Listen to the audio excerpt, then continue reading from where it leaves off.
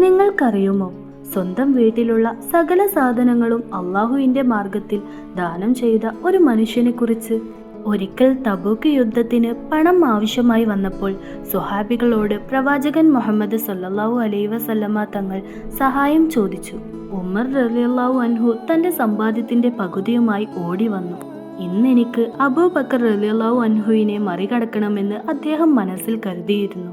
അല്പം കഴിഞ്ഞ് അബൂബക്കർ സിദ്ദീഖ് റളിയല്ലാഹു അൻഹു തന്റെ പക്കലുള്ള ഭാണ്ഡവുമായി എത്തി.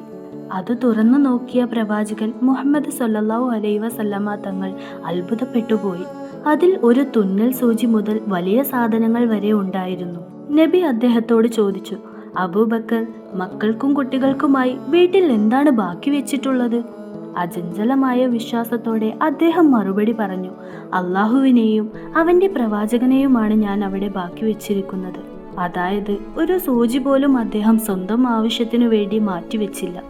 അദ്ദേഹത്തിന്റെ ജനനം മുതൽ വിയോഗം വരെയുള്ള ആവേശകരമായ മുഴുവൻ ചരിത്രവും സ്വർഗം വാഗ്ദാനം ചെയ്യപ്പെട്ട 10 സ്വഹാബികളുടെ പുതിയ സീരീസിലെ 1ാം ഭാഗമായി നമ്മൾ ചാനലിൽ അപ്ലോഡ് ചെയ്തിട്ടുണ്ട്. പ്രവാചകൻ സല്ലല്ലാഹു അലൈഹി വസല്ലമയുടെ കൂടെ സൗർ ഗുഹയിൽ കഴിഞ്ഞ ആ രാത്രിയുടെയും 1ാം ഖലീഫയായി ഇസ്ലാമിനെ നയിച്ചതിൻ്റെയും ആ സമ്പൂർണ്ണ ചരിത്രം കാണാൻ താഴെ കാണുന്ന ലിങ്കിലോ അല്ലെങ്കിൽ നമ്മുടെ ചാനലിലോ ഇപ്പോൾ തന്നെ കയറി നോക്കൂ.